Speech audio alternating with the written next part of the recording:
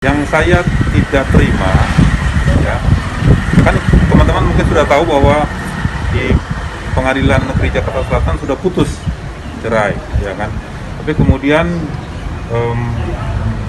suami kan kalau nggak salah banding. Saya juga nggak tahu apa yang mau dibandingin gitu loh. Di surat banding itu kita juga mengatakan bahwa ini bukan soal menang atau kalah. Ya, orang menang atau orang kalah itu boleh banding. Maka tergugat konvensi atau penggugat rekonvensi, yaitu pihak Karen, adalah sebagai pihak yang dikalahkan dalam perkara ini dan harus dihukum untuk membayar ongkos perkara yang besarnya sebagaimana tersebut di dalam amar putusan di bawah ini. Memang Karen dikalahkan orang melakukan banding, ini bukan saya aja, walaupun menang. Yang menjadi landasan dasarnya adalah kita mau memberi kontribusi hukum. Karena kejadian di mana saya menggugat Karen untuk perihal perceraian dan hak asuh anak, itu konteksnya adalah sebelum Zevi meninggal. Zevi meninggal tanggal 7 Februari 2020. Saya sudah melakukan gugatan perihal perceraian dan hak asuh anak pada tanggal 8 Oktober 2019. Ya, jauh sebelumnya. Jadi itu ketika Zevi masih hidup. Nah, problemnya sebelum diputuskan perceraian, ya, dan hak asuh anak ditentukan ke siapa, terjadi meninggal anak. Nah, pertanyaan saya begini, kalau ternyata hari ini, katakan jam 7 pagi, pengadilan negeri sudah harus memutuskan nih, hak asuh anak nih kepada siapa? Tiba-tiba malam sebelumnya Zefania meninggal, apakah jadi batal putusan itu? Hak asuh anak itu tetap harus diberikan. Dengan tidak ditentukan siapa yang diberikan hak asuh anak, padahal saya sudah menggugatnya semenjak Zevi masih hidup. Itu hak dia, ya, bahwa dia punya hak untuk melakukan banding.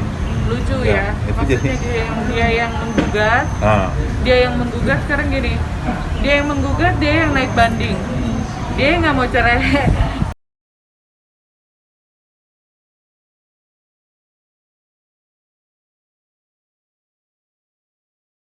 Kalau kalah sih Karen udah pasti kalah, cerai sih pasti cerai gitu. Kecuali saya yang banding gitu kan, saya yang nggak mau dicerai gitu. Ini aneh, dia yang menggugat cerai, dia yang naik banding gitu. So ini maksudnya apa gitu semuanya? Oke, kemudian Sampai saat ini juga tidak diberikan hak asuh anak itu karena katanya alasannya Zevi meninggal. Nah, pada saat itu kami banding, kenapa? Hak asuh anak itu tetap perlu diberikan. Anak ini tetap harus dilindungi sekalipun anakku almarhumah sudah meninggal. Tetap apa yang dilindungi? Nama lengkapnya dilindungi. Nama Zevi ya, karena kami ketahui di nisan itu tidak ada nama lapor. Namanya diganti semena-mena. Nah, jadi padahal Itu melanggar hukum loh. Padahal jelas sejak dari awal akta kelahirannya semua ada klepot. Nah ini Akta kan kelahiran, kartu keluarga, dan di sidang perceraian dan atau sorak disebut Zefania Karina Tampona.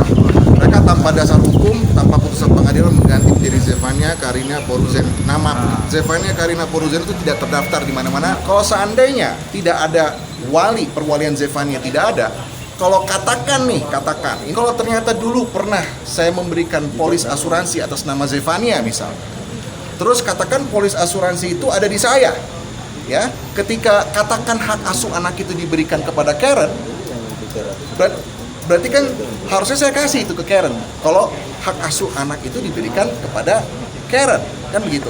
kepada juga yang mulia hakim tinggi yang akan memeriksa perkara ini, mohon kiranya hal ini menjadi perhatian dari yang mulia dan dapat memberikan pertimbangan yang bijak ya, kepada klien kami supaya memberikan hal yang terbaik lah buat klien kami juga kepada almarhum Zevi. Nah, itu dari kami. Nah, kemudian terakhir yang ingin saya katakan di sini bahwa pertama, perihal hak asuh anak itu menjadi penting sekali. Kenapa menjadi penting sekali?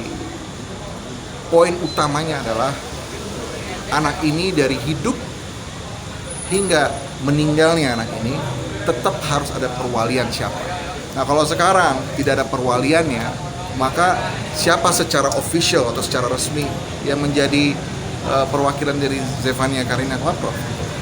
Jadi kami perlu hak asuh anak itu betul-betul untuk dipahami. Saya ingin juga tentang hak asuh anak itu diberikan seperti itu.